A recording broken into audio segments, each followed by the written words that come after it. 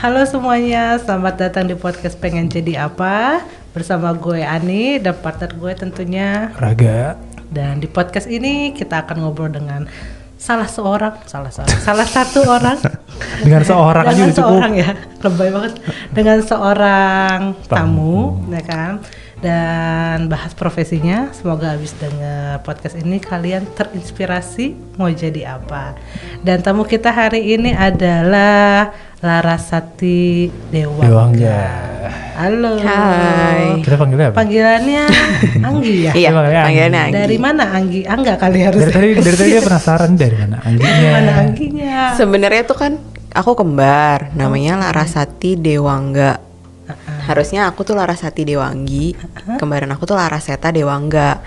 Tapi salah di akte, jadi udah terlanjur Larasati Dewangga sama Laraseta Dewangga. Oh, jadi nama belakang sama Dewangga. Iya, Oke. tapi di keluarga udah terlanjur Anggi, ya udah. Intinya ya nafsi Lanjut. tulisannya aja. Iya. Bisa kita salahin Penulis. bapak siapa itu aktenya, kelurahan mana? Enggak. Oke, profesi Mbak Anggi ini adalah fashion designer. Wih, pasti anak-anak, pasti zaman anak-anak sekarang pasti langsung wow, fashion designer. Pada menarik Pada ya apa? kan? Pada suka zaman Keren sekarang sih, fashion kayaknya designer. Iya, iya. Fashion designer itu secara general kerjanya apa Anggi? Karena kita Gambar. tidak tahu sebenarnya. Sebenarnya Yang basically terlihat sih yang, gitu sih gambar. yang paling gede sebenarnya gambar sih, gambar Gambar baju, baju spesial. pakaian lah ya, pakaian. Iya, pakaian. Cuman sebenarnya sih ya gimana cara pas udah di dunia kerja, kalau pas kuliah kan ya gambar gitu. Jadi Emang kalau gambar emang gambar terus kayak satu minggu tuh bisa 200 sketch, 500 Satu sketch. minggu 200-500. Iya, itu pas kuliah kayak gitu. Jadi jangan nganggap kuliah fashion design enak gitu, kayak enggak sih, stres juga Gambar. karena banyak banget gambar gitu. Jadi kayak banyak. Tapi lu gambar pakaian doang, gambar-gambar yang lain ya? Enggak, gambar pakaian aja. Tapi women's, men's, children gitu. Ya, cuma Gitu 3 sih. itu. Ya, cuma 3 itu aja. Nggak ada pilihan yang lain gitu. Jadi ya udah gambar. Nah, pas di dunia kerja baru deh itu gambar mungkin 50% lagi gimana caranya gambar itu jadi benerannya gitu sih.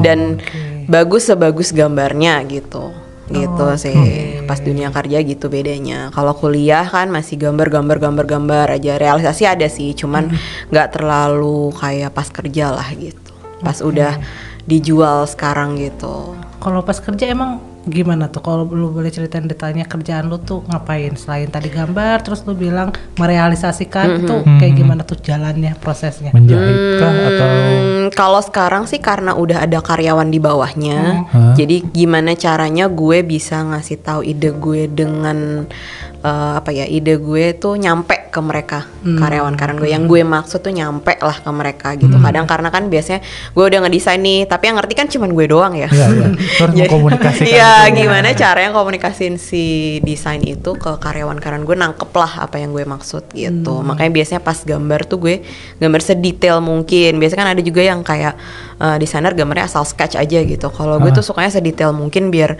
nggak susah lah nyampein ke karyawan tuh kayak gimana gitu. Sedetail itu apa sampai bahannya? Iya, apa? sampai gambarnya bahannya tuh gue foto, gue masukin ke Sketch. desainnya.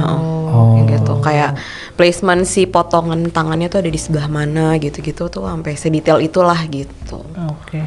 Berarti lu tuh ngegambar, misal kita ambil baju, bukan cuman baju terlihat dari depan, tapi lu lihat dari belakang, dari samping, potongannya kayak gitu, harus sedetail itu. Biasanya gue dari depan belakang sih. Depan belakang cukup. Gitu. Nah, ketika merealisasikan itu, kalau gue sering dengar, bukan sering dengar sih, emang ada istilah tukang jahit ya kan, bukan sering dengar. Taunya Tukang jahit itu kerja salah satu fashion designer ke situ juga nggak sih? Iya, biasa sih. Tapi gue tetap nih, misalnya gambar, habis gambar ada pola kan, pola sebelum dijahit nih, gambar polanya gimana. Itu lu juga yang bikin? Pola itu udah bentuk baju kan? Di kertas gitu, kan? di pola bentuknya gimana. Biasanya sih kalau yang bentuknya mirip-mirip, yang ngerjain tukang. Tapi kalau misalnya ada special drapery, ada special bentuk ada gitu, itu pasti gue yang bikin gitu. Turun tangan lah ya. Karena pasti karena tidak bisa, standar ini. Gitu. Sama sampel-sampel payet-payet gitu kan, ada beadings gitu. itu gue tetap bikin sedikit nanti diterusin gitu. Oh, jadi ngasih contoh di awal. Contoh di awal, nanti tinggal yang banyaknya karyawan gitu sih. Pahit itu kan ngejahitin pahit satu ke kain Iya, gitu satu-satu ya? ke kain. Sebanyak itu. Makanya kan gue cuma dikit aja, yang banyak karyawan. Iya itu Gitu. kayaknya sangat melelahkan. ya Iya. kan? Nah, kalau biasanya sebagai misalnya kalau lu kan udah punya brand sendiri, tapi misalnya kalau teman-teman nih yang awal karir mau jadi fashion designer, misalnya dia lulus kuliah, nah terus dia masuk, biasanya itu kerjanya kemana sih mereka tuh kalau mau nyari kerja ya, bukan bikin sendiri? Oh, dulu gue kerja di desainer juga. Brand gitu. Orang. Desainer. Fashion designer. Jadi kalau misalnya emang lo pengennya bikin brand, ya lo harus kerja di brand. Kalau misalnya lo pengen jadi fashion designer, ya lo harus kerja di fashion designer juga gitu. Kayak emang jadi apa ya? Emang bener-bener kayak kalau kerja di fashion designer kan jadi asistennya bener-bener berat banget ya. Kayak apalagi kalau Jakarta Fashion Week gitu yang kayak bener-bener Waktu saya mengenal Anda. ya kan kayak bener-bener apa ya, pulang pagi ngerjain fashion show, nggak pernah Senin sampai Minggu masuk kayak gitu-gitu. Tapi itu emang harus dilewatin gitu, karena kayak apa ya, biar kita tuh tahu kayak gimana cara bikin baju tuh bagus, kayak buat pede, oh gue bisa kok jual harga segini, yang kayak gitu-gitu sih. Beda orang yang sudah kerja di orang lain dan orang yang habis lulus kuliah itu langsung buka sendiri.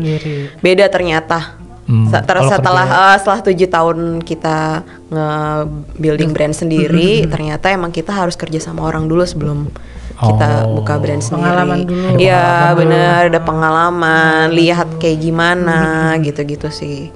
Itu lama ya kerja sama orang? 5 tahun. 5 tahun. Itu lu kerja sama seorang fashion designer itu ya. Nah, boleh cerita nggak ketika day to day lu ketika lu kerja sama sosok fashion designer? Boleh lu ngapain? disebut nggak sih namanya? Terserah lu sih. Boleh sih. Udah banyak sih yang tahu kan. Sih gua tahu. Dia famous sekali gitu. Sabto Joyo Kartiko. Oh. Memang tahu? Nggak tahu juga kan? Tak pernah dengar, tapi nggak tahu, nggak kenal, gue nggak kenal, tapi pernah tahu. Iya, Research gitu. gua tadi. Nah itu lu sebagai karyawan dia kan? Sebagai Mas Itu day Sabto. to day-nya gimana sih kerjaan lu? Nah, kayaknya sibuk banget, banyak event. Bahkan lu sampai kemana aja? Ke beberapa negara. Iya. Waktu itu ke Malaysia sama ke Paris sih. Gitu, nemenin kayak research market gitu. Kalau di Malaysia fashion show gitu-gitu. Nah berarti itu apa ya kayak fashion show itu salah satu event kan itu ya, yang nggak bisa lepas pasti dari seorang fashion designer, ya kan. Nah sebenarnya di situ tuh ngapain sih, nunjukin bukan cuma hasil karya show ya, atau hasil show karya aja. Atau ada nggak Jual juga sih. Oh, itu suka jual juga. Biasanya kalau yang di fashion show ini itu bener-bener kutur. Kalau di Mas Sabto dulu. Apa, jadi kutur. Apa tuh? Kutur itu Jadi apa? bener-bener yang Kita tidak dikerjakan tahu kutur. satu-satu dengan tangan tanpa mesin. Oh, Jadi itu gitu. disebutnya kutur. Jadi apa namanya, semuanya dilakukan dengan tangan manusia lah gitu. Jadi bener-bener satu-satu dijahit, satu-satu ditempel, satu-satu disusun kayak gitu-gitu. Nah itu sih yang bikin waktu lama buat ngerjainnya, karena semuanya pakai tangan dan satu-satu ditempel gitu. Satu biasanya ya ketika lu kerja biasanya satu apa ya namanya, satu apa sih? Satu dress. Pakaian, Satu pakaian lah ya, baju, satu produk itu biasanya berapa lama sih? Kalau kita di pengantin, baju pengantin yang sekarang aku sekarang lu kerjain di tuh baju sih pengantin. 3 bulanan, 3 sampai 4 bulanan. Gitu. Itu buat yang perempuan doang. Iya. Kalau laki-laki lebih sebentar ya? Lebih sebentar. Kalau laki-laki tuh kayak cuman sebulan cukup lah gitu. Sebulan juga lebih Iya. ya kayak gitu. Sebulan cukup. Kalau cewek tuh ya 3 bulan tadi lah. Oh iya sih. Ya, Dari gua liat pertama di- kali ketemu, dari kayak beli bahan lah apa gitu-gitu. Oh prosesnya panjang ya? Panjang. Nah, misalnya kita balik ke lu yang udah punya ini sendiri, produk kalian sendiri. Lu khusus di ini ya bridal ya, bridal gitu kan. Nah, boleh Baju ceritain nggak pengantin. proses ketika mulai dari lu ketemu klien sampai baju itu jadi, itu prosesnya lu ngapain aja sama Sampai klien? dipakai di acara. Kayak di acara.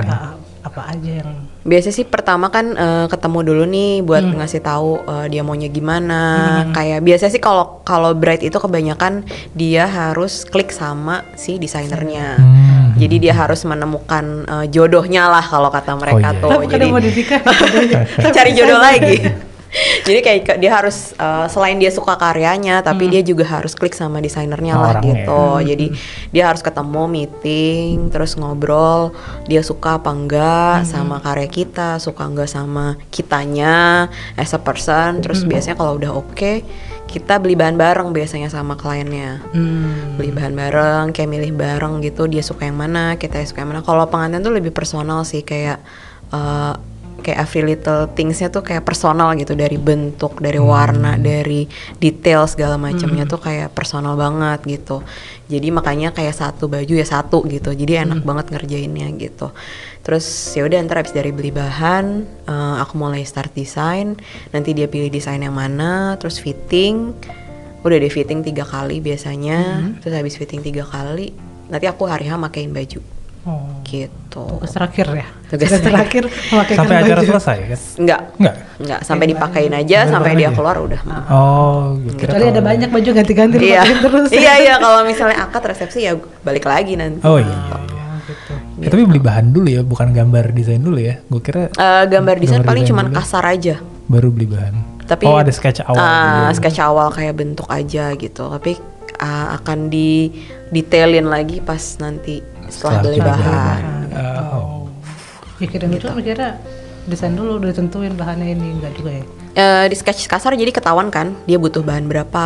Karena bentuknya tuh kayak apa? Iya. Kalau kayak gini model bahannya harusnya kayak gimana? Iya, terus bentuk badannya kayak gimana, warna kulitnya apa gitu. Wow. Pas beli bahan rame-rame. Iya. Biasa sih gitu. Karena kan sekalian bridesmaid ya, sekalian bridesmaid ya. Sekalian orang tua, sekalian ya kan gitu. Biasanya begitu. Tapi selama proses pengerjaan itu lu pasti dibantu sama karyawan gitu kan. Nah, boleh cerita nggak sih biasanya dalam satu perusahaan ini pegawainya tuh biasanya ada apa aja, tukang jahit kah, apa aja. Lu tuh dibantu sama para timnya yang apa aja. mengerjakan satu baju pengantin. Biasanya gue di bawahnya ada asisten yang ngurusin semua produksi dan lain-lain. Terus di bawahnya ada langsung ke payet sih. Petugas payet. Dari tukang payetnya. Dia tuh tukang masang payet. Benar. Ada finishing, payet, tukang jahit. Banyak juga ya. Tukang pola ya. Gitu. Tukang jahitnya juga dipisah nih, ada yang cowok sama yang cewek. Spesialis baju cowok sama spesialis baju cewek. Beda ya? Gitu. Beda. Feel-nya kah beda apa emang? Kalau cewek tuh lebih rimpil kan, lebih apa sih? Ntar ada permakan, ada yang mesti dialter, ada yang kayak gitu-gitu. Kalau cowok tuh susahnya kayak harus berlapis-lapis kan, bagian depan pengerasnya gitu beda, bagian tangan pengerasnya beda. Jadi dia udah ngerti lah gitu pengerasnya bagian mana aja. Iya. Ya? Benar. Jadi dipisah gitu. Gitu. Banyak juga berarti ya? Banyak. Gue kira bisa satu orang. Jadi nggak cuman gambar gitu, kayak kalau fashion designer kan mikirnya cuman gambar enak ya, kerjanya gambar terus gitu. Sampai jadi. Iya. Sampai jadi. Dan sorry balik lagi nih, ketika lu kerja sama seorang fashion designer itu udah melewati semua tadi lu mulai dari tukang pola. Iya. Karena dulu gue yang sebenarnya karena gue jadi asistennya, jadi gue harus ngecek semua itu lah gitu sampai on track ke fashion show-nya gitu. Berarti fashion show itu kan nggak cuma satu kan? Iya. Nggak cuma satu. 10 baju. 10 biasa 10 sampai 12 baju. Wow. Gitu. Tapi asistennya nggak cuma lu kan? Pernah sendiri. Tapi biasanya berdua sih. Jadi tapi pernah setahun sendiri gitu. Wah, setahun pula. lumayan. Ilmu yang diserap banyak lah ya. Iya, ilmu yang diserap banyak. Itulah tadi pentingnya cari pengalaman dulu kerja sama orang. Ya kan? Biar mulai dari bawah lah ya, nggak apa-apa. Iya, ya kan? Biar nanti bisa bangun sendiri. Ya sih. Gitu. Next gak? Kalau sekarang di fashion design ini challenge-nya tuh apa sih? Selain tadi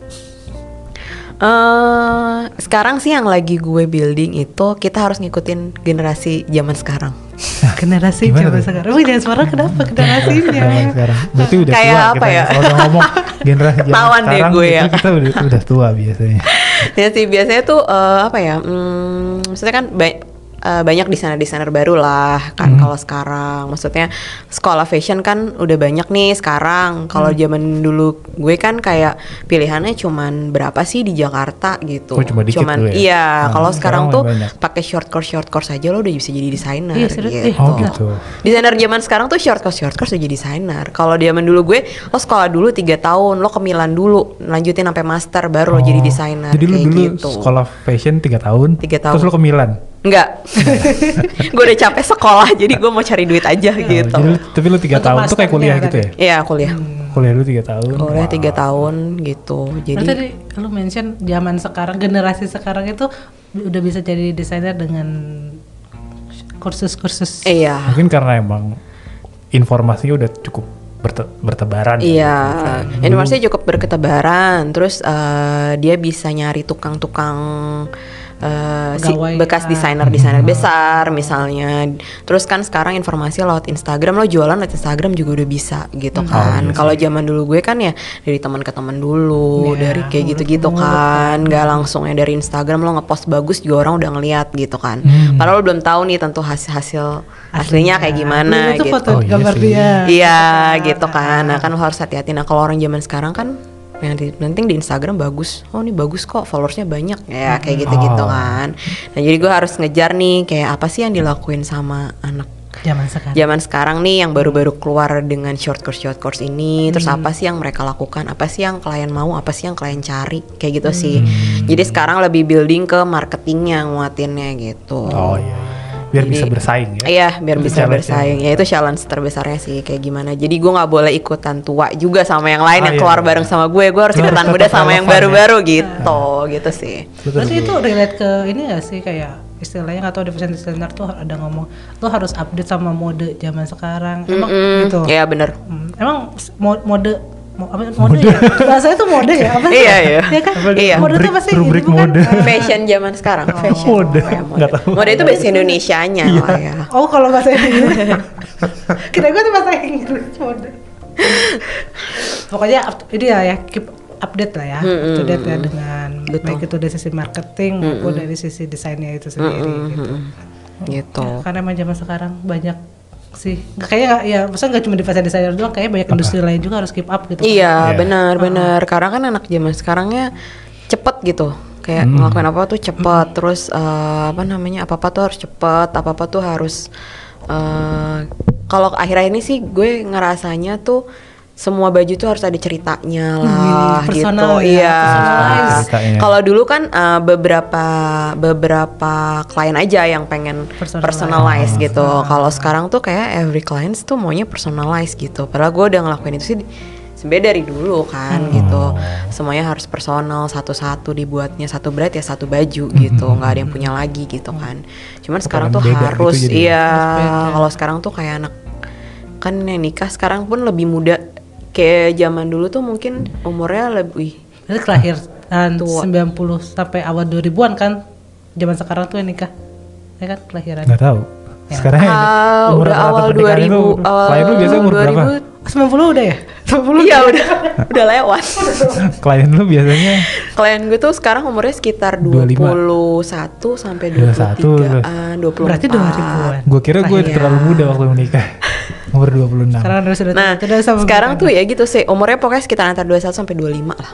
Paling banyaknya justru. Oh, muda sekali ya. Gitu. Muda banget. Makanya itu gue harus ngelihat zaman sekarang anak zaman sekarang pengennya apa, karena klien gue pun sekarang makin muda gitu. Iya. Karena gitu. Kalau zaman dulu kan umur yang nikah tuh umur 27, 26, 28 gitu. Kalau sekarang tuh makin cepat. Ya? Iya. Gitu. Jadi sekarang emang harus ngeliat anak muda butuhnya apa gitu. Banyak generasi sekarang luar biasa ya. Cepet ya ngapa-ngapain. Cepet aja bahasanya istilahnya. Gile. Kenapa harus aja? Ya emang itu artinya kan. Lu waktu baru mulai lu kerja sama desainer, terus lu jadi asisten. Itu tuh emang ada jenjang karirnya kah kayak, atau bisa ya udah langsung aja bikin brand, atau sarannya itu gimana? Ada jenjang karir resminya kah? Terus start dari asisten dulu, ntar lu jadi apa? Atau dari tukang jahit itu pakai yang paling bawah. Paling bawah. Harus gitu nggak? Atau fleksibel aja? Kayaknya fleksibel aja sih. Kayaknya kalau tergantung sih yang tadi gue bilang itu, lo mau bikin pabrik kah untuk pakaian kerja gitu misalnya, atau lo mau bikin kayak gue fashion designer yang kutur, yang benar-benar satu baju satu. Nah itu tuh beda-beda sih, tergantung tujuannya. Benar. Kalau misalnya lo mau bikin yang tadi banyak itu ya lo mau gak mau harus kerja di pabrik dulu kan. Nah gue nggak tahu tuh kalau di pabrik gimana susunannya. Biasanya sih kalau di pabrik itu lo jadi tukang gambar ya tukang gambar. Kayak lo bikin desain ya desain aja gitu. Tapi yang tetap kayaknya paling tinggi ya tetap si kepala yang punya, terus langsung ke desainnya aja sih, desainernya gitu. Pabrik itu bisa dibilang sama model kayak brand gitu enggak ya? Iya ada juga brand gitu juga. Misalnya kayak apa ya? Gue lupa. Itulah ya. Iya. Pokoknya kayak ada yang biasa sih kayak buat seragam sekolah. Ya seragam sekolah, seragam kantor, ya gitu-gitu gitu. Tapi beberapa desainer juga kadang mengerjakan kayak seragam pramugari, gitu juga. Itu fashionable. Ya itu lebih fashionable. Biasanya ngerjain fashion designer, bukan yang tadi buat pabrik lagi sih sebenarnya. Tapi seorang fashion designer itu kan biasanya orang taunya mungkin yang penting gambarnya bagus, tapi mereka mikirin apa sih? Utility, functionality juga gak sih, bisa kayak waktu dipakai, waktu jalan susah enggak, duduk dari sih kayak gitu. Kalau cewek-cewek bright sih, yang penting gue kurus. Itu maksudnya kayak gitu. Jadi emang kalau gue gambar pun gue akan ngebayangin mukanya, ngebayangin badannya, bagian mana yang harus gue tutupin biar dia kelihatan kurus. Pokoknya di event itu harus terlihat kurus. Mau sebagus apa baju lo, tapi lo kelihatan gendut, nggak mau. Itu tolak ukurnya ya, tolak ukur. Pokoknya lo harus gimana caranya ngedesain bikin lo kurus. Baju itu dibilang bagus kalau lo kelihatan kurus, benar. Kalau bright kayak gitu. Tergantung itunya berarti ya, klien dan goalnya klien itu. Makanya kita harus pilih bahannya hati-hati kayak gitu-gitu ya, karena itu harus kurus lah pokoknya. Terus abis kawinan ngeliat foto. Itu udah pasti. Ya karena itu ada mainan seorang desainer untuk membuat Anda terlihat kurus. Iya gitu sih. Gitu. Harus kurus. Ada triknya juga ya. Berarti lu harus bisa membayangkan, misalnya kayak gue kan pipinya gede nih, tapi gue mau nggak bisa, ini bukan baju. Misalnya kayak gue kan gue nggak ada pinggul ya kan, tapi gue pengen bisa terlihat pinggulnya tuh, lu bisa bikinin baju yang menonjolkan kasarnya kayak. Iya bisa, ya Pak. Berarti kan lo harus dibikinnya ada detail yang ada siluet pinggangnya. Harus begitu. Ya? Atau ada kayak ada garis pinggangnya atau ada beltnya gitu. Jadi akan menyamarkan kalau nggak punya pinggang. Kayak gitu-gitu sih. Jadi harus sering-sering baca juga gitu. Kayak untuk badan kayak gini kayak gimana, untuk warna kulit kayak gini gimana gitu. Warna kulit? Ya. Ini gue lagi pas banget gue lagi mempelajari juga warna kulit. Ternyata warna kulit tuh ada 3 macam, bisa dilihat dari nadi kayak gitu-gitu sih. Warna kulit saya tidak cocok untuk baju-baju berwarna. Iya biasanya harus dilihat. Baju terang seperti kaos kantor yang baru. Ada oranye. Tidak cocok bikin warna orange. Ya gitu sih. Berarti lu iya benar juga sih ya. Nggak cuma mikirin gambarnya ya, tapi ketika nanti dipakai. Itu yang paling susah sih sebenarnya gitu. Challenge-nya berarti itu. Challenge-nya itu benar. Satu challenge-nya selain yang tadi. Iya. Gitu terus waktu pas lu pertama kali mau join ke jadi asisten itu ada itu waktu apply itu yang dilihat apa? Portfolio? Kebetulan pas kan kalau lulus dari sekolah fashion itu kan ada bikin skripsi gitu ya. Nah bikin skripsi itu adalah gue bikin tugas akhirnya itu adalah gue bikin fashion show. Tugas akhirnya fashion show. Tugas akhirnya bikin waktu itu di Senayan City.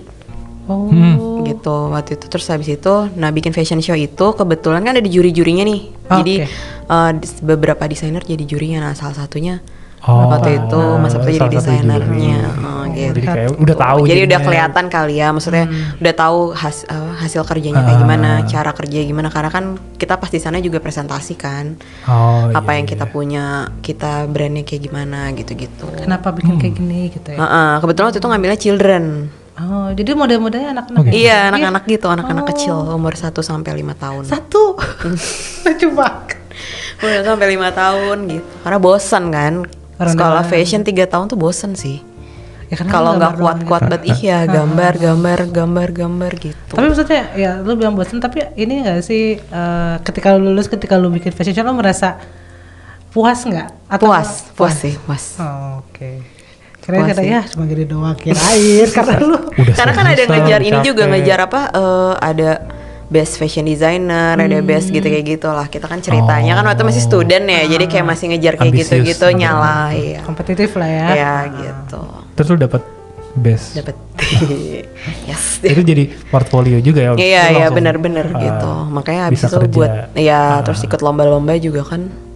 Jadi pas kuliah juga ikut lomba-lomba ya. Kalau itu juga salah satu trik sih. Kayak kalau misalnya mau kerja di orang biar gampang diterima misalnya, atau kayak pas lo udah jadi kalau gimana ya, kalau orang ngeliat tuh jadi kayak percaya gitu. Nah itu salah satu yang gue harus building itu dulu pas gue zaman kuliah itu, gue sering banget ikut lomba. Jadi udah ada pembuktian. Iya lah gitu. Ini, dan mungkin kayak gue nya juga personality ke building juga buat ngedengar juri-juri yang ngomongnya nggak enak, kayak gitu gitulah, gitu kan gue harus melewati beberapa fase juri-juri lah gitu selama ikut lomba-lomba itu gitu ya. Nggak suka ya kan. Jadi kayaknya emang harus tuh kayak ikut lomba-lomba. Kalau ke zaman sekarang lebih gampang lagi kan ikut lomba-lomba kayak gitu. Lu masih ingat nggak komen juri yang paling sakit? Komen yang paling gak enak? Paling sakit hati. Karena waktu itu gue ngerjainnya satu-satu banget. Waktu itu gue lagi ikutnya yang lomba aksesoris. Jadi gue bikin aksesoris dari pensil warna. Iya. Ada satu juri tuh, gue inget banget, wartawan gitu deh. Dia tuh kayak wartawan jurnalis gitu lah. Itu keren banget ya pensil warna itu ya. Iya sih. Gue tahu dia brandnya ada pensil warna apa namanya, Ensemble. Kok Ensemble? Sorry salah sebut. Apa tuh? Pokoknya pensil warna dipotong-potong itu namanya lupa gue. Nama apanya nih? Nama brandnya? Mott. Oh iya. Pokoknya sampai ke Jepang segala macam itu. Iya sampai ke Italia gratis gara-gara itu. Nah itu makanya itu ada yang itu yang dikomen tidak enak. Iya itu komen enak sih. Waktu itu kan ikut yang lomba perancang aksesoris di JFW. Tahun berapa gue juga lupa sih. Udah lomba lah pokoknya. Terus jangan disebut juga ntar takutnya enggak. Oh iya. Terus dia ngomongnya kayak ini kamu bisa ngerjain, kayaknya dia harus mass production gitu deh. Jadi tidak. Nah jadi dia ngomongnya kayak ini kamu bisa ngerjain berapa satu hari gitu, kamu bisa jual berapa banyak emangnya, emang kamu yakin ini bisa menjual, sampai lebih ke bisnis, mencacar lebih ke bisnis gitu. Ya makanya gue kayak langsung emang gue tuh jiwanya dikutur nih, yang satu gue bikin gitu, kayak gue bikin satu tapi bagus banget gitu, dibanding gue bikin kayak banyak tapi gue jualnya di marketplace aja gitu, kayak gitu-gitu sih. Kalau dia tuh sakit mass hati. Production. Iya, gue udah bikin sampai nggak tidur gitu sekarang. Lo bisa bikin berapa banyak gitu dalam sehari gitu. Ya seperti sakit. Hanya seperti pitching ke investor yang salah. Iya kayak gitulah ya. Anggap aja kayak gitu. yang tidak tepat. Goalnya gitu. beda. Nah tadi lu yang kita bahas ya masalah keep up to date sama zaman sekarang gitu, karena itu cara lu gimana sih untuk update dengan mode, balik lagi kata-kata mode itu, fashion yang up to date to trend. Up to date, dari segi trennya ya, bukan dari segi kayak personalisasinya. Jadinya sekarang harus building tim sih. Jadi gue harus punya tim lain lah gitu. Jadi gue karena buat nge-research trend. Buat nge-research trend, buat nge-research kayak lagi pada sukanya apa, kayak gitu-gitu sih gitu. Jadi harus ada tim marketingnya yang ngebikin itu gitu. Jadi gue bisa fokus ke desain, tapi ada yang ngebantuin juga gitu buat ngelihat kayak gimana sekarang gitu. Gue juga sambil ngelihat juga sih kan, kalau misalnya lagi research segala macam kan, gue juga lihat dari desainer, misalnya kayak lagi spring summer nih gitu, lagi desainer siapa nih yang paling bagus siapa gitu, gue tetap lihat juga gitu dari desainer luar juga gitu. Oh jadi lu cari inspirasi. Tapi ada tim juga ya. Gitu, tapi harus ada tim juga sih gitu. Biar fokus juga gitu. Ya, biar ini bu yang lagi tren. Gitu. Iya gitu sih. Oke. Nah balik lagi tadi ke kiblat mode. Tadi kan lu bilang untuk ketika lulus kuliah 3 tahun di sini, terus lu mau ambil master ke Milan. Milan tuh di mana sih? Eropa kan ya? Jadi kiblatnya. Negara apa ya? Kiblatnya fashion dunia ini tuh kan setahu gue ya, nggak tahu bener apa kagak ya, nonton film kebanyakan. Di sana kan, di Eropa kan. Itu kenapa sih? Emang di sana tuh ada apa? Apakah mereka lebih beradab? Jadi padahal nggak tahu sih. Gue kan nggak suka mode banget, tapi kan maksudnya bajunya di situ ya karena gue nggak suka desain, jadi agak aneh kan kita seorang awam. Oh malah aneh liatnya. Aneh kok mau baju kayak gini, apakah orang nyaman pakai itu? Emang mau dipakai kemana itu baju gitu kan? Nah, tapi kenapa mode ini, fashion mode ini seperti menjadi kiblatnya adalah ke situ? Karena udah jadi pusat kan. Jadi di sana itu udah ya kayak jadi kayak udah jadi pusatnya. Bahkan desainer Asia pun kayak misalnya desainer Jepang, desainer Cina gitu. Sekarang udah fashion show-nya pasti di Milan. Fashion show-nya pasti di Paris gitu sih. Jadi biar apa ya? Mungkin jadi kayak globanya kan di situ. Jadi nanti wartawan dan lain-lain semuanya di Pekan Week itu semuanya di situ. Tahu situ aja jadi kayak marketnya di situ. Iya, marketnya di situ. Marketplace itu di situ. Iya, gitu kan. jadi mungkin show up di situ. Jadi mungkin sebenarnya kayak dari mana-mana tuh yang belanja pun langsung ke pusatnya ya di situ gitu. Oh iya, jadi kalau mau nyari udah ke situ aja. Makanya beberapa waktu lalu kan kayak bikinnya sekarang pindah tuh ke Korea. Ada ya segala macam. Karena emang di Korea lagi tinggi-tingginya hype-nya segala macam. Jadi sebenarnya dia ngikutin di mana yang lagi hype gitu sebenarnya. Di mana market yang bisa beli barangnya dia tuh paling banyak di mana. Gitu. Benar-benar yang suka fashion design ya, walaupun gitu. nyentrik aneh-aneh gitu. Kayak misalnya orang Dubai suka banget belanja udah pasti ke Eropa gitu. Jadi emang itu pusatnya ya, mau nggak mau semua yang belanja pun pasti kan nyarinya di situ. Lebih baik ke situ aja ya. Gitu. Customernya di situ soalnya. Iya benar.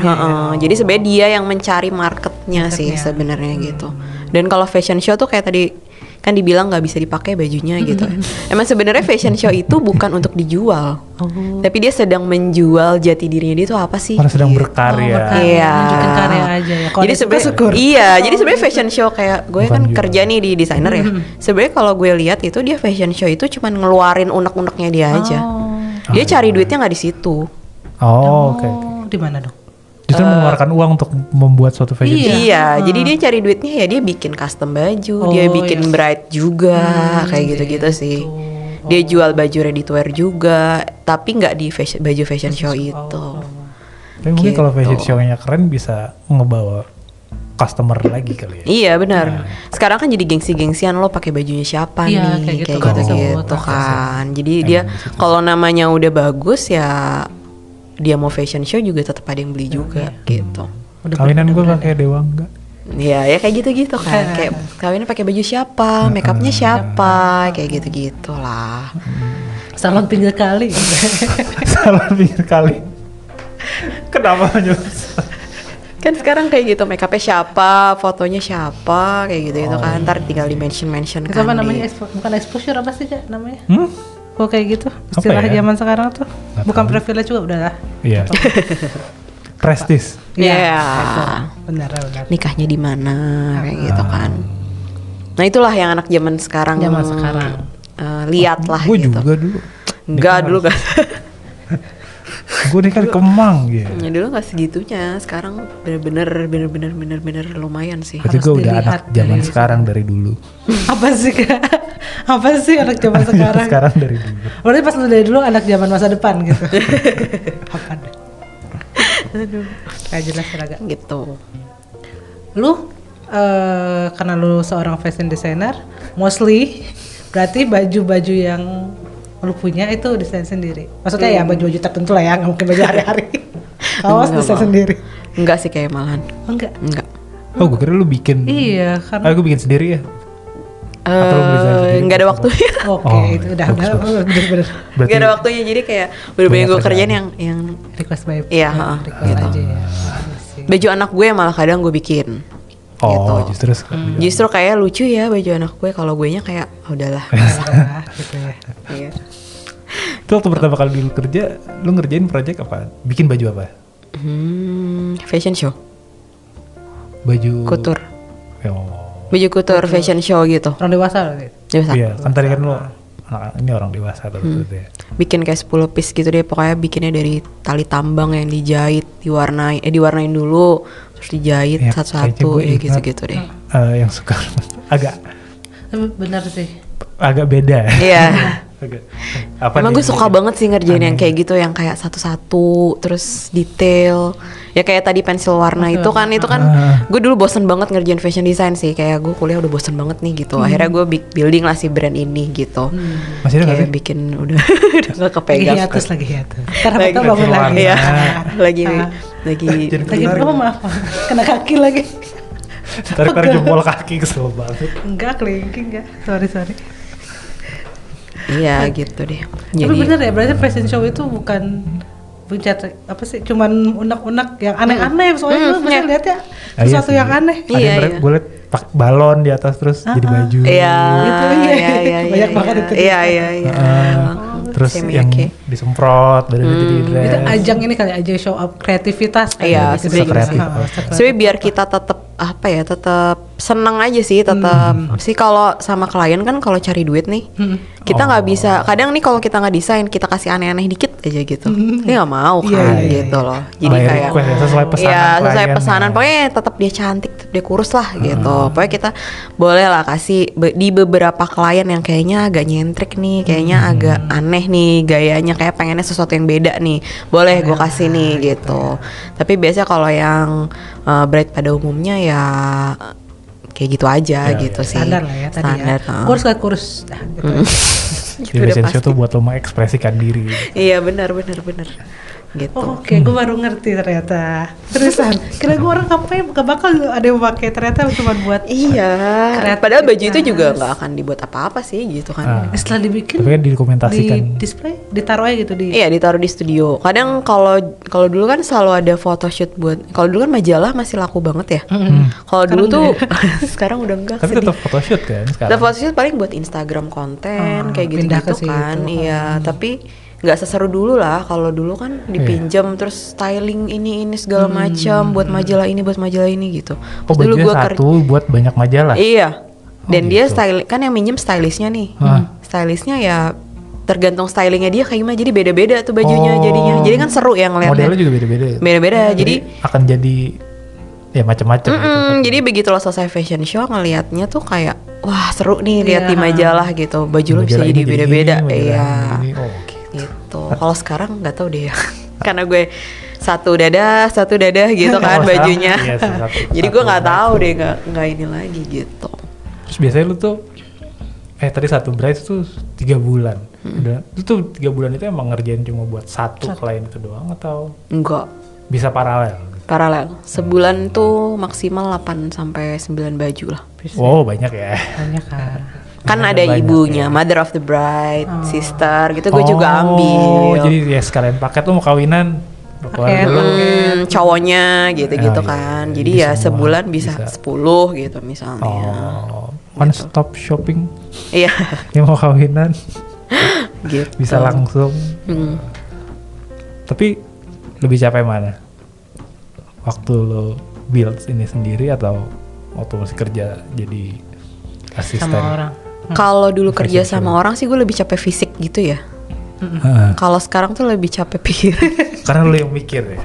Karena karyawan kan tinggal ngikutin aja gitu. Gue yang harus tahu, gue harus lo ngerjain ini gitu kan. Desain di gue, terus desain kan kalau klien kadang udah belum desainnya kan harus kayak bener-bener gue pikir dulu kan. Nah kayak gitu sih, beda sih tanggung jawabnya kan. Kalau dulu ya dulu capek badan, capek pikiran. Iya, kalau sekarang capek pikiran. Jadi sama-sama capek.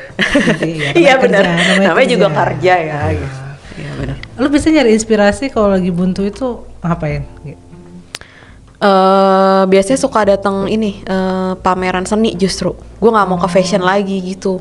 Biasanya keluar dari fashion, lukisan, instalasi gitu. Gue lebih suka instalasi. Kayak bentuknya kadang aneh gitu. Instalasi. Itu installation. Instalasi sesuatu apa instalasi. Suatu bentuk gitu kayak patung, terus misalnya kayak apa ya kebanyakan tuh patung, terus biasanya kayak ada macam-macam sih. Mix media gitu lah, mix media. Instalasi juga. Pokoknya bukan painting gitu ya, bukan lukisan. Iya. Bukan. Kadang-kadang ikut lukisan juga sih. Kadang kan suka ada kayak pencampuran warna di lukisan kan suka bagus. Nah kayak gitu-gitu. Nyari inspirasinya dari situ biasanya. Gitu. Atau bunga gitu. ngelihatnya. Bunga tuh bentuknya aneh-aneh kan? Iya. Bunga dan tumbuhan, jadi kayak iya sih. Dan bunga dan tumbuhan itu kan cantik. Jadi begitu masuk ke Bright tuh sangat apa ya? Masuk banget gitu. Jadi kalau kayak ngeliat bunga-bunga yang aneh-aneh tuh gue suka banget. Kalau lagi research gitu, orang research baju ya. Kalau gue research liat bunga gitu sih. Itu bisa kayak bunga ini bagus nih untuk komposisi warna atau layout atau apa biasanya lu pakai? Bentuk ya. Bentuk ya. Lebih ke bentuk gitu sih. Gitu. Kalau gue melihatnya dari burung. Macam-macam bentuk burung gitu. Bukan, warna, lebih ke warna ya. Lebih komposisi warna. Iya kan, orang-orang kan beda ya, beda-beda kan gitu. Bener. Lu bisa cari komposisi warna buat di UI itu dari warna burung bisa. Iya, bener. Gimana cara? Macam-macam burung kan browsing, jangan browsing. Ya udah. Burung-burung yang cantik gitu. Iya, browsing kayak ini gitu. Ini bisa match warna ini ternyata. Iya, browsing instalasi kalau nggak bunga, nggak browsing baju lagi gitu, karena udah bosan. Takutnya malahan kalau browsing baju lagi, takutnya jadi sama. Iya, jadi plagiat karena banyak juga kan desainer yang kayak gitu kan, kayak gue udah pernah lihat nih desainer si ini nih gitu. Jadi supaya nggak sama lu cari inspirasi. Iya, gue nggak mau sampai hal itu. Gue karena gue sering melihat itu, karena maksudnya gue kan tetap ikut up to date. Mungkin dia merasanya mungkin ya nggak bakal ada yang tahu lah gitu ya. Tapi gue kan tetap ngelihat sekarang di fashion show lagi siapa nih, detailnya apa kayak gitu-gitu. Jadi kadang terlihat lah, oh ini miripnya sama ini gitu. Nah gue nggak mau kayak gitu, makanya gue cari inspirasinya di tempat lain. Bahkan gitu. Sesuatu yang berbeda ya kan. Iya, gitu. Berarti dengan begitu lu punya style tersendiri. Entah lu sebagai brand atau kayak si Dewangga tuh stylenya gini gitu. Gue sering nanya sih ke klien kayak kayak gimana sih yang lo lihat gitu. Biasanya sih dia dari warna sama besarnya beadings, pas penyusunan beadings dia bilang selalu beda. Beadings payatan-payatan itu. Payatan. Gitu. Biasanya kalau dari warna tuh gue selalu pakai warna yang kayak muted color gitu katanya. Apa tuh? Kayak warna ketiga lah, kayak warna hijaunya. Lu nggak paham? Tahu kan? Kan kamu desainer juga ya. Lu nggak paham? Apa muted color? Muted color tuh kayak apa ya? Misalnya sage green, teal blue gitu. Jadi birunya ada sedikit warna abu-abunya gitu. Jadi nggak biru pure. Kayak sage green misalnya. Sage green ada yang agak lebih ke abu-abu, ada yang lebih ke coklat. Jadi ada saturation si warna itu nggak terlalu. Iya, kayak gitu, mencolok ke mata. Iya, gitu. Jadi nggak pernah ada yang, gue nggak mungkin kayak tiba-tiba bikin warna shocking pink atau kayak warna kuning gitu, kayak atau warna merah gitu. Merah pernah sih. Warna kuning. Tapi merahnya nggak yang merah gitu, ya yang kuning gitu enggak, ya. Kuning pun biasanya tuh warnanya tuh kayak agak lebih kuning campur hijau gitu, kayak yellowish green gitu, kayak. Bagus banget itu pasti. Gue suka hijau soalnya. Jadi kayak katanya sih kayak gue selalu ngambil warna yang aneh gitu. Itu style itu ya kayak gitu. Gitu sih. Jarang yang kayak tiba-tiba merah kuning, shocking pink. Dominan satu warna kayak gitu ya. Kelihatan oh ini warna biru kok gitu. Jadi kayak warnanya apa sih gitu. Lebih kalem. Iya. Sebenarnya itu building brand gue juga sih, karena gue biasanya kalaupun dapat yang warna kuning gitu nggak bakal gue post aja. Iya. Gitu. Jadi kalau misalnya ada nanya, tapi ada. Yang pengen warna. Iya, lu shocking pink pernah bikin sekali buat klien gitu. Oh gitu. Cuman ya kalau ditolak kan. Iya. Jadi gue bikinin tapi nggak gue post aja. Jadi emang.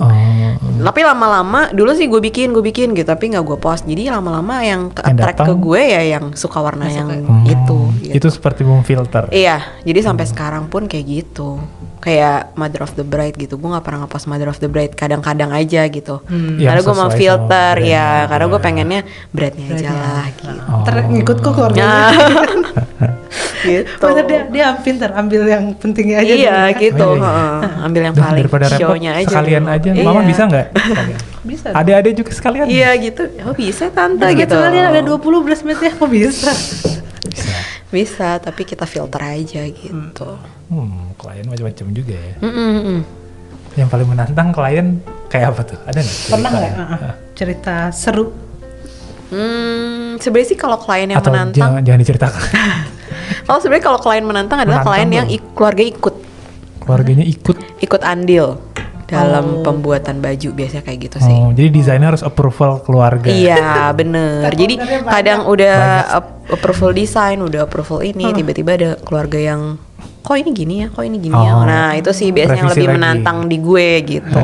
Tapi kalau biasanya gue langsung ke bride-nya aja dan semua keputusan ada di bride-nya, biasanya lancar sih. Kalau keluarganya ikut tuh harus mempresentasikan desain itu ke keluarganya juga? Biasanya pas fitting gue harus video call sama keluarganya juga. Atau kayak gimana nih tante, udah oke belum, kayak gitu-gitu sih. Lebih menantang gitu. Karena banyak approval-nya. Iya. Biasanya kalau udah sama bride-nya aja tuh justru bride-nya percaya sama kita kan. Udah bayar. Jadi iya. Saya percayakan. Iya, nah biasanya yang dipercayakan itu langsung justru lebih bagus gitu dibanding yang kayak tapi aku gini, tapi aku kayak gitu biasanya lebih gue tersendat-sendat. Ibu-ibu lagi ya, maksudnya the mother mulai. Mother of the bride itu. Iya, biasanya kayak gitu-gitu sih. Biasanya kalau nggak ada campur tangan enak. Yang menantang lebih ke situ ya. Wow.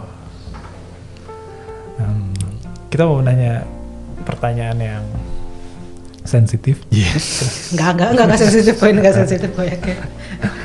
Gue pengen tahu dong, boleh nggak kalau waktu awal mulai jadi fashion designer lu pendapatannya berapa sih? Kayak biar teman-teman waktu lu kerja tahu, berarti ya? Waktu lu ya bebas terserah lu. Waktu gue kerja biar abis kuliah tuh tahu atau mau jadi fashion designer tahu ada. Waktu gue kerja kan berarti tahunnya kan nggak lumayan jauh ya dari sekarang. 2011 ya? 2014 tuh gue keluar. 2011 gue pertama kali kerja. 2011 terus kuliah langsung kerja kan. 2011 itu berapa ya? Pokoknya rata-rata range-nya apa sih biasanya kalau UMR? Iya, UMR lah ya. Waktu itu UMR berapa ya? Gak tahu. 4. Iya. Sekitar 4-5 gitu. 4, sekarang kali 4. Enggak 4 kok. Berarti di atas. Coba search UMR tahun 3 ya dulu 2011 ya. Pokoknya UMR lah. UMR lah ya. UMR lah. Ya segitu ya. Gitu. Kalau sekarang kalau mau bikin nih baju satu di aja brand lo ininya gitu, si beredanya aja si brandnya aja pengantin wanita startnya dari 18 sampai 20. Oke. Gitu. Segitu ya. Itu bajunya buat brand kan nanti? Iya, buat brandnya. Itu cuma buat pengantin perempuan doang kan? Kalau mau tambah lagi beda-beda lagi. Biasanya kalau detailnya, panjangnya apa segalanya gitu beda lagi kan. Wow. Karena personal dan custom, jadinya emang harus ketemu dan nanya sedetail mungkin kan kasih kliennya. Gitu. Makanya kadang bingung kalau tanya mau bikin kayak gini berapa ya gitu. Tunggu warnanya apa, panjangnya berapa, kayak pertanyaannya akan banyak. Makanya kalau misalnya klien nanya nih ke nomor, misalnya nanya ke adminnya, nggak akan langsung dijawab price list gitu. Tapi bisa start from ya? Start from, kita kasih start from segini gitu. Tapi kita tanya lagi, lo mau bikin kayak gimana, warnanya apa. Jadi dari pertama kali lo WhatsApp pun, kalau memang lo ada niat buat bikin di kita, pasti akan panjang percakapannya gitu. Karena kita juga pengen, ya gitu. Karena kita pengen bener-bener nanya, engage ya bener. Dan ada cerita di setiap. Iya kan, maksudnya ada gak sih klien yang cerita panjang kayak malah apa sih kayak cerita kehidupan dia. Gue tuh pengen gaun yang menceritakan kehidupan gue. Banyak. Gitu ya. Biasanya kalau dapetnya anak desain juga, udah bikin mood board. Lebih enak nggak? Atau malah memberikan limitasi buat lo? Kadang ada yang kalau terlalu lengkap kadang jadi buat limitasi sih sebenarnya. Karena gue sebenarnya butuhin aja. Gak usah sedetail itu. Gak usah sedetail itu. Gue butuhin aja lo sukanya kayak gimana, cerita aja ke gue. Gue suka ini, gue suka itu, gue suka ini, gue suka itu. Ntar biarkan gue yang menangkap dari personality. Kan kalau ketemu juga kelihatan kan personalitinya kayak gimana. Lo suka yang gonjreng banget. Dari lo pakai baju aja tuh gue udah bisa lihat lah gitu. Lo sukanya yang kayak gimana, bentuknya kayak gimana gitu. Kalau gue sukanya hitam, simpel lah, gak usah rempong-rempong. Kalau lo gak usah dikasih detail. Kalau gue kayak gimana? Sama juga ternyata. Gitu. Oke. Gue ada yang mau nanya, cuma gue lupa deh. Kebiasaan kan gini gue.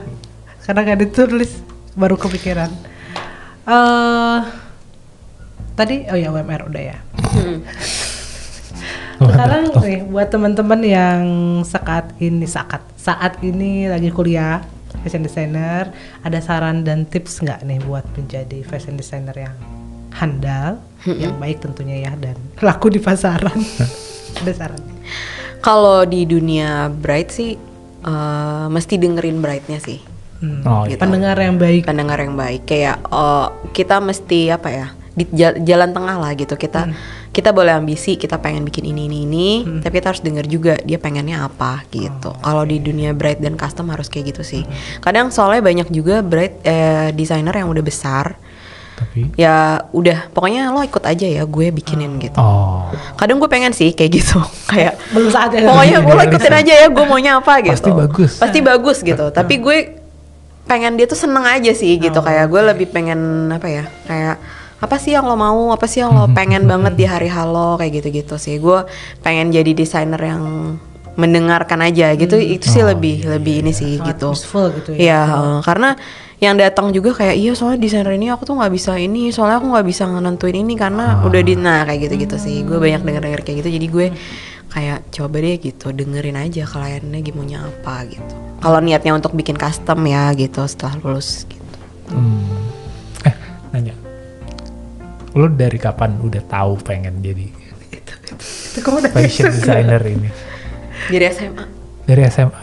Kenapa? Why? Berarti lo sudah tahu mau jadi apa? Iya, pengen jadi apa? Gue tuh gue penasaran. Soalnya salah satu anak yang lumayan ambisius. Terus gue itu nggak pernah diarahin sama nyokap. Misalnya nggak pernah dilarang-larang sama nyokap. Jadi pokoknya kayak suka gambar atau? Iya, dari kecil tuh gue lomba gambar mulu kerjanya. Lomba gambar, lomba mewarnain. Emang gue yang mau sih.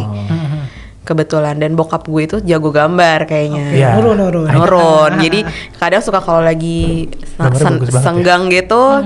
Nih belajar yuk gitu, dan gue menjemput bola gitu. Jadi ya lo emang tertarik ya, gue emang tertarik gitu dari anak-anaknya tuh kayaknya gue juga lumayan tertarik. Jadi setiap diajakin yuk gambar yuk gitu, ikut gitu, kayak nyobain gitu, nyobain watercolor, nyobain crayon, nyobain ini gitu, diajakin bokap tuh ikut terus gitu. Jadi ya udah gitu, tapi gue nggak tahu sih mau kemana gitu. Pas SMA kan kayak mau interior atau produk, dulu bingung sih mau produk atau fashion design, karena sekolah fashion design jujur mahal banget.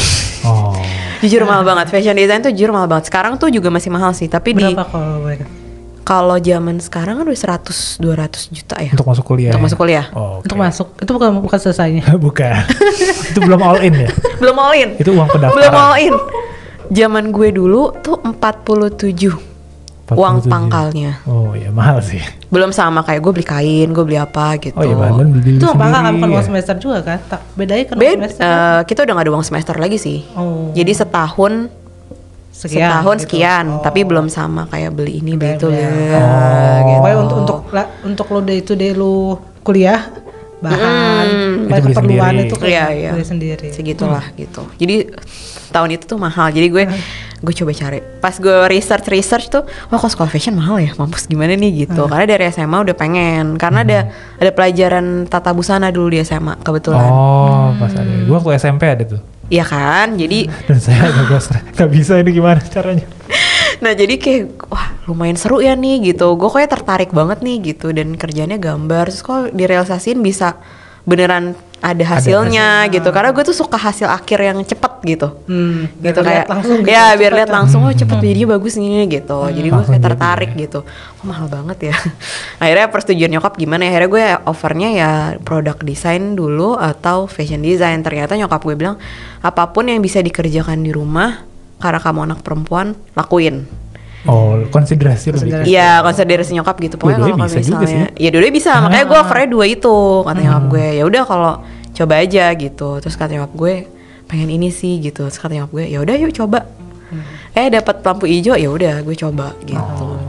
Alhamdulillah. Jadi sebagian besar karena nyokap juga sih gitu. Karena kayak orang tua kayak udah boleh yuk coba gitu. Tapi lu setidaknya lu udah tahu emang lu tuh kuatnya di mana gitu karena itu dia pas gue SMA pun gue ikutan lomba-lomba kayak gitu-gitu juga pas di busana itu. Iya, jadi kayak nyokap gue sudah melihat kayaknya nih anak emang ke situ gitu. Jadi ya udah disetujuin aja gitu. Kelihatan ya. Oke nih kayak bakal bagus nih di sini gitu kan. Dan kalau dokter kan lama ya kuliahnya sampai dapat duitnya gitu. Kalau fashion design kan lumayan cepet gitu. Sambil kuliah pun lu bisa ngambil proyekan. Iya, sambil kuliah Enggak sih, dulu kuliah ikut lomba-lomba aja, duitnya dari Oh lomba-lomba. iya itu dari lomba. Lumayan kan dapat duit juga gitu. Gitu sih. Nah lu kan, gue tuh mau bahas ini, lupa gue. Lu saat ini punya brand, boleh kita bahas banget? Oh iya. Lupa kan. Boleh kasih tau gak brandnya apa? Apa gimana? Brand lu sekarang? Oh, brandnya sekarang Dewangga. Namanya Dewangga. Namanya Dewangga. Terus custom. Jadi haute couture custom. Haute couture. Haute couture custom. Kebaya dan dress. Iya. Tapi nggak cuman, sebenarnya emang nggak cuman dress doang kan, ada yang lain juga. Iya, justru kebanyakan kebaya sih. Kebaya. Oh kebaya. Justru kebanyakan kebaya. Kebaya sama dress ya 11-12 lah, tapi lebih banyak kebaya dibanding dress sebenarnya. Kayak lu banyak. 60-40% lah, 60%-nya kebaya, 40%-nya dress. Kalau mau lihat karya-karya lu, kita boleh lihat kemana? Bisa lihat di mana? Instagram kah? Apa ada apanya? Instagram. Website.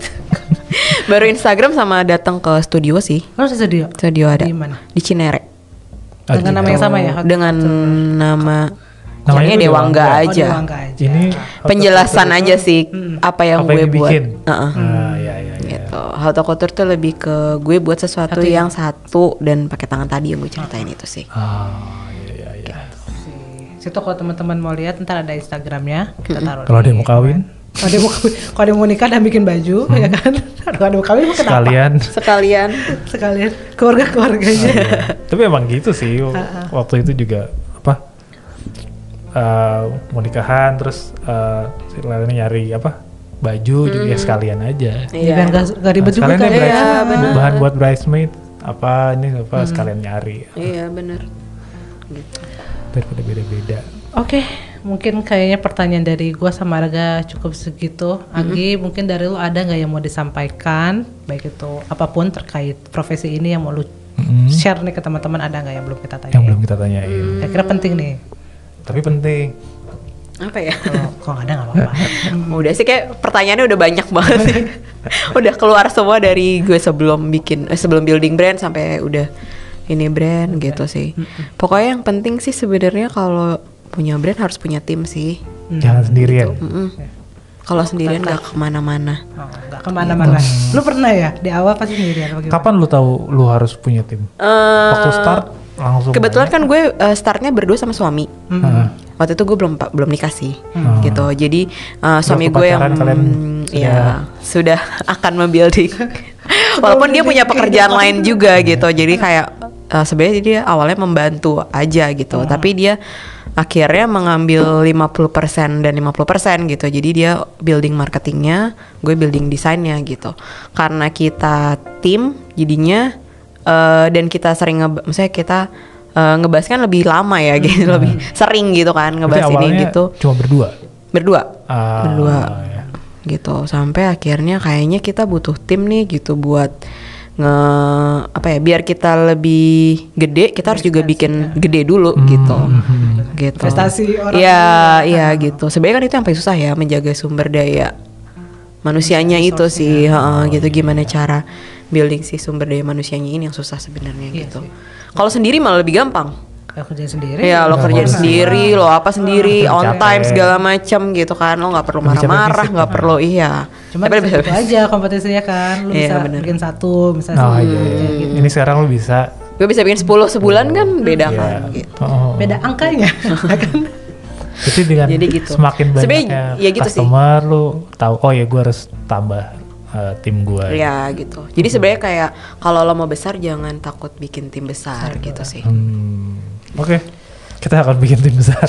Kita akan tim besar pada waktu yang tepat ya. Pelan-pelan lah kan, pelan-pelan. Kita selalu mendapatkan pesan-pesan dari para tamu ini.